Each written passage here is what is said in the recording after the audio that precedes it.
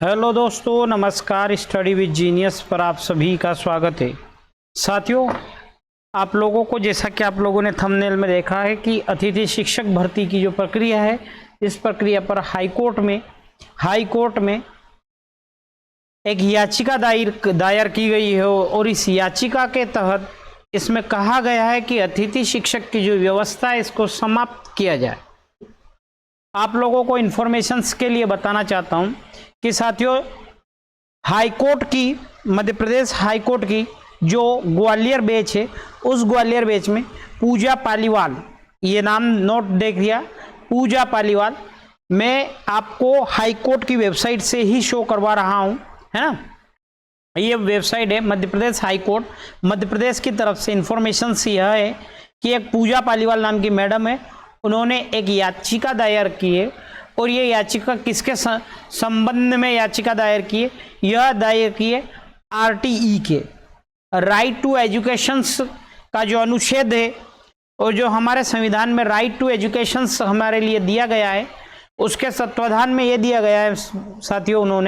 उनका कहना है कि आप अगर शिक्षा गुणवत्ता के साथ देना चाहते हो तो आप जो है गुणवत्ता के साथ, जैसा कि अगर आप गुणवत्ता से समझौता नहीं करते हैं तो गुणवत्ता के साथ जितने भी रिक्त पद हैं, उन रिक्त पदों पर क्या किया जाए? स्थायी शिक्षक की जो है व्यवस्था की जाए।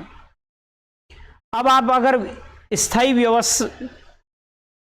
आप स्थायी व्यवस्था करते हैं तो आपकी स्थायी व्यवस्था में आपके पास गुणवत्ता युक्त शिक्षक होंगे जो कि आपके द्वारा ली गई हर एग्जाम्स को क्लियर कर लेंगे। साथ साथ ऐसी स्थिति में आपका जो आरटीई है उसका मतलब और उसका जो प्रोपेगेंडा है वो फुलफिल हो जाएगा। क्यों होगा? क्योंकि अगर आप गुणवत्ता से समझौता नहीं करना चाहते हैं, अच्छी शिक्षा देना चाहते हो, तो जितने भी रिक्त पद है वहाँ पर अतिथियों की भर्ती न करें, वहाँ पर आप स्थायी वैकेंसीज निकालिएगा। उस व्यवस्था के तत्वाधान में आप जो है वैकेंसीज फुलफिल करके उस गुणवत्ता के युक्त वहाँ पर जो है टीचर की व्यवस्था करें। मैं जब एमपी हाईकोर्ट की वेबसाइट पर जाता हूं और इनके केस को मैं अगर देखता हूं तो यह केस अभी पेंडिंग में साथियों।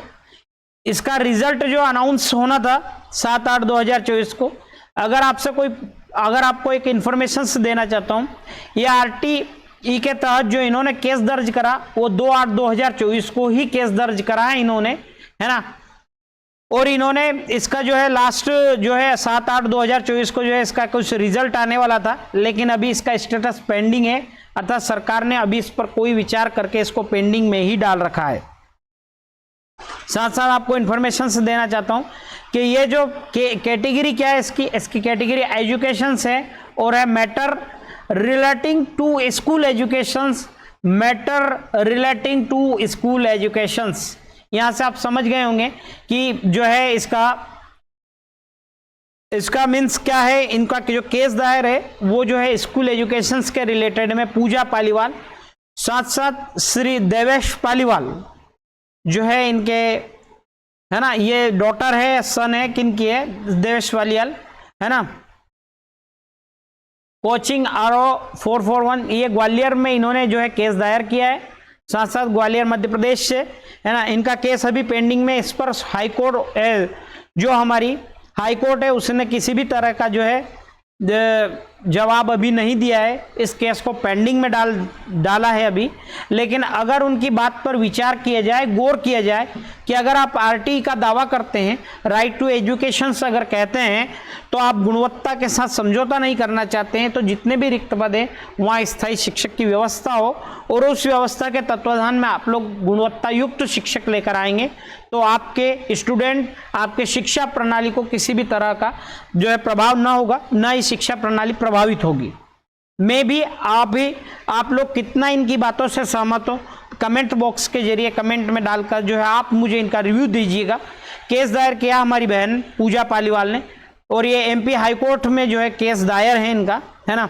अब इस पर क्या है, इस पर विचार करके सरकार क्या जवाब दे रही है, ये the state of Madhya Pradesh जो है यहाँ पर ये, है ना, इनके एडवोकेट जो है ये सारी पेंडिंग, अगर स्टेटस की बात करते हैं तो इनका केस जो है अभी रिव्यू में है, कह सकते हैं कि क्या है, बिल्कुल जो है कि पेंडिंग में है। अब इस पर विचार किया जा रहा है। जबलपुर हाई कोर्ट में नहीं है, ये ग्वालियर में है। ये लिखा है WP 22504 2024 एट ग्वालियर। ठीक है, अगर आपको मेरी इस बात पर यकीन से नहीं है तो आप जबलपुर जो हाई कोर्ट की वैकेंसीज पर जाकर WPWRIT पिटिशंस दायर करके जो है इसके नंबर है, ये नंबर नोट कर लीजिएगा अगर आपको नोट करना है तो, और आप जो है इस स्टेटस का इसको 4 बार चेक कर सकते हैं। अगर आपको मेरी जानकारी अच्छी लगी हो तो प्लीज़ लाइक्स जरूर करें। Thank you. जय श्री महाकाल।